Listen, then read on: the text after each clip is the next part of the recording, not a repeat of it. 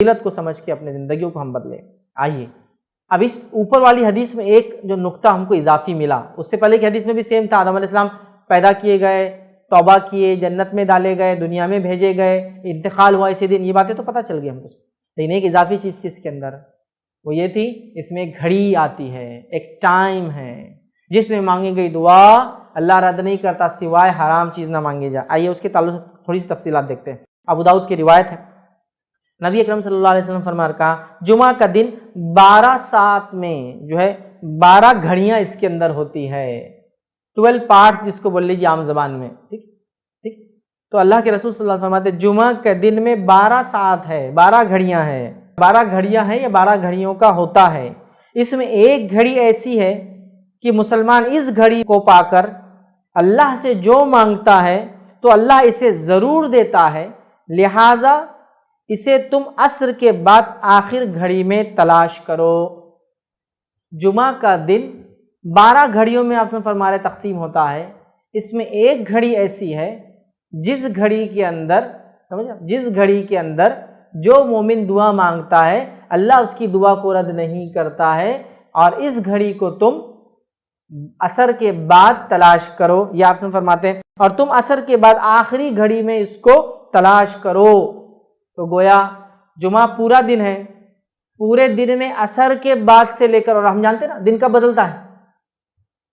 تو میں سمجھ رہا ہوں علم ہوگا، دن مغرب سے بدلتا ہے اسلام میں، رات کے 12 بجے کے چکر میں مت جائیے، ٹھیک ہے، مغرب سے دن بدلتا ہے۔ اس کی دلیل کیا ہے،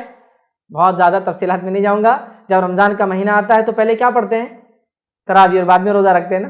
تو مغرب ہوتے ہی چاند دکھ کیا رہے، رمضان شروع ہو گیا، اب تراویح ہوں گی آج، سمجھے آپ، ٹھیک ہے، تو مغرب سے شروع ہوتا ہے، اسی لیے جمعہ سے ایک دن پہلے کو اردو زبان میں کیا بولتے ہیں، جمعرات،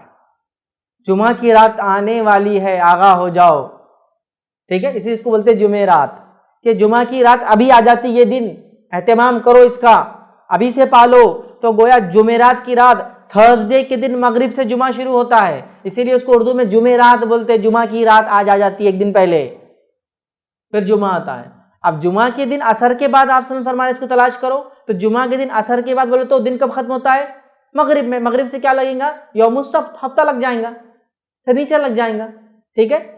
تو گویا عصر سے مغرب کے بیچ میں ہے، اس گھڑی میں مانگی گئی دعا کو اللہ رد نہیں کرتا سوائے حرام چیز نہ مانگی جائے، ڈن۔ بہت سارے لوگ مصیبتوں سے، بیماریوں سے، تکلیفوں سے، پریشانیوں سے، جسمانی پریشانیوں سے، گھریلو پریشانیوں سے، مالی پریشانیوں سے پریشان ہیں، بس اٹھا لیجیے اس دن کا فائدہ، منا لیجیے اس دن کو، حقیقت میں منا لیجیے اپنے رب کو، کروا لیجیے اپنی دعا قبول، رد نہیں کرتا اللہ مومن کی دعا سوائے حرام چیز نہ مانگے۔ تو آپ سے فرماتے ہیں اللہ ضرور دیتا ہے، لہٰذا اسے تم عصر کے بعد آخری گھڑی میں تلاش کرو۔ تو دیکھیے آپ کتنی فضیلت ہے اس یوم الجمعہ کی، جمعہ کے ایک دن کی، یاد رکھیے۔ تو اب کوئی انسان یہ گھڑی کو کبھی غلطی سے بھی ضائع نہ ہونے دیں، خوب فائدہ اٹھائے اس گھڑی کا، یاد رکھیے، ٹھیک ہے۔ تو اللہ تعالیٰ نے جمعہ کے دن میں بھی عصر کے بعد کے وقت کوئی خاص فضیلت دی تھی جمعہ کے دن کے، تاکہ اس میں کیا جائے عمل بہت بہترین ہوتا ہے، دعا کے اعتبار سے قبول ہو جاتا ہے۔ اور جمعہ کب سے چالو ہوتا ہے میں تفسیر رکھ چکا ہوں، یہ تھرسڈے کے دن مغرب سے سورج غروب ہونے سے لے کر فرائیڈے کے دن سورج غروب ہونے تک چلتا ہے۔ اس کو اردو میں جمعرات کی رات، جمعرات ہی ایکچولی وہ جمعہ کی رات ہی ہے، جمعرات کی رات سے لے کر ہفتہ لگنے سے پہلے جمعہ کی مغرب تک ہوتا ہے، یاد رکھ، ٹھیک۔ تو اس میں پالے۔ اسی طرح جو ہے ابو داؤد اور حاکم اور نسائی کی روایت ہے، اس روایت کے اندر ہے اسے عصر کے بعد آخری ساعت میں تلاش کرو۔ تو گویا عصر کے بعد آخری حصے میں یہ وقت آتا ہے جس میں ہم خوب دعائیں کریں، یاد رکھیں۔ تو یہاں پتہ چلا کہ عصر کے بعد ہم کو یہ دعا کرنا چاہیے۔ اب آئیے ایک اور فضیلت اس دن کی کیا ہے،